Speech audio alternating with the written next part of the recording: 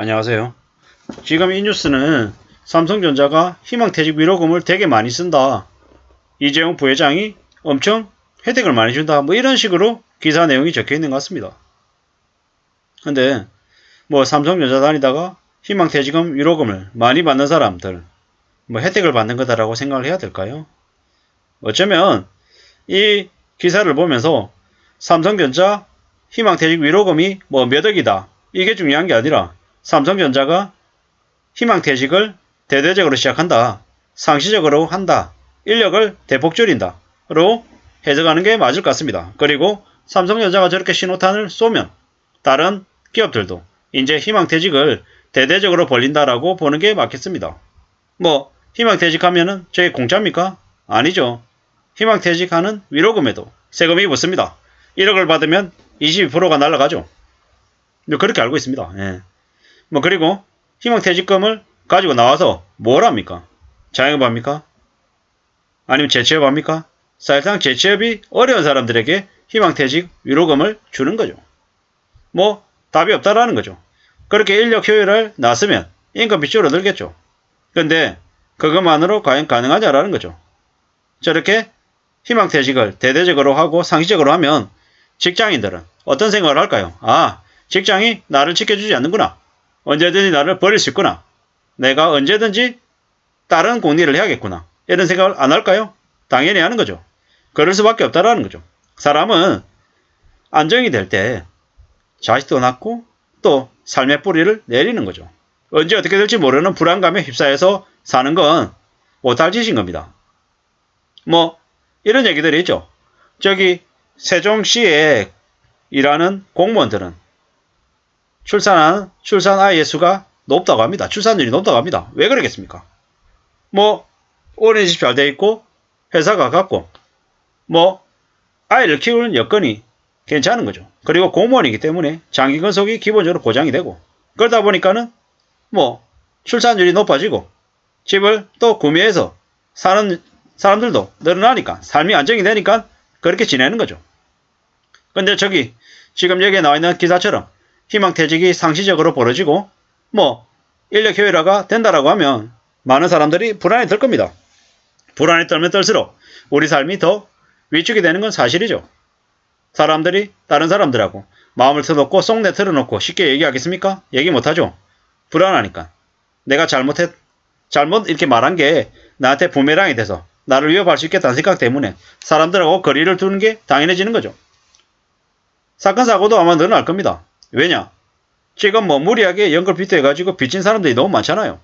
빚 때문에 뭐 극단적으로 뭐 나쁜 짓을 벌리는 이들도 분명히 나올 거라는 생각을 해봅니다.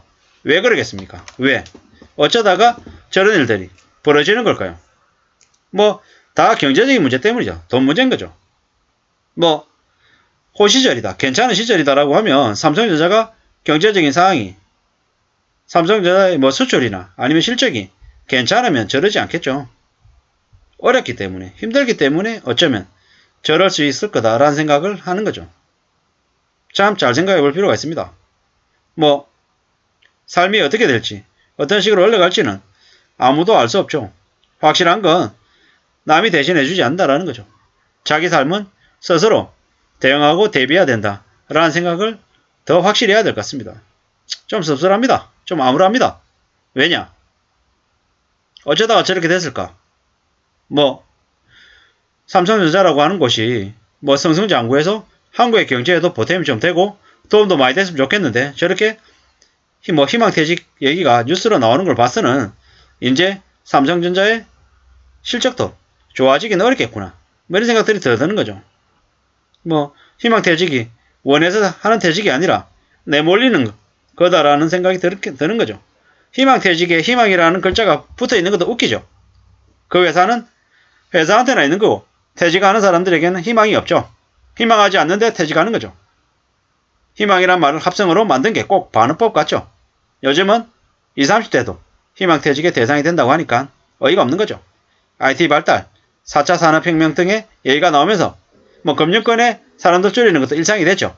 이제는 삼성전자 등 대한민국을 주도하는 주요 기업들의 희망퇴직도 이제 상시적으로 바뀌는 거죠.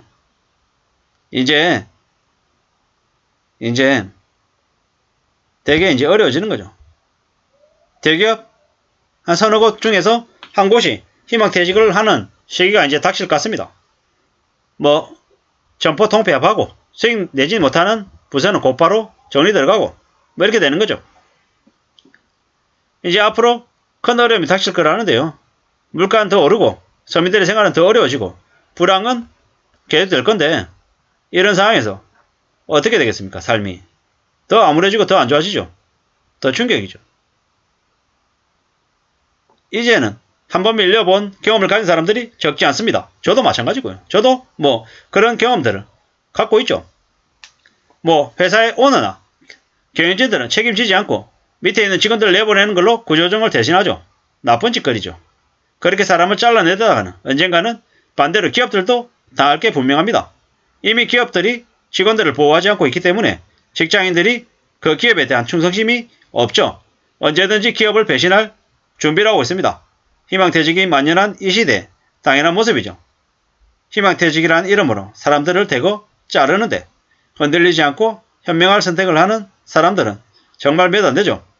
자신의 삶을 지키는 게 참 어렵다라는 걸 느낍니다. 어떻게 살겠습니까? 가장의 실직이 가정에 미치는 충격은 엄청납니다. 그렇기 때문에 이 힘들고 어려운 시기를 잘 이겨내고 잘 견뎌냈으면 좋겠는데 참 쉽지 않은 얘기임을 알고 있습니다. 어떻게 살아야 될까요? 안전하게 살아남는 게 참 어려운 시대입니다. 희망퇴직 나이가 점점 더 빨라지고 있죠. 이제는 뭐 젊은 시대에 젊은 나이에 은퇴하는 사람도 늘어나고요.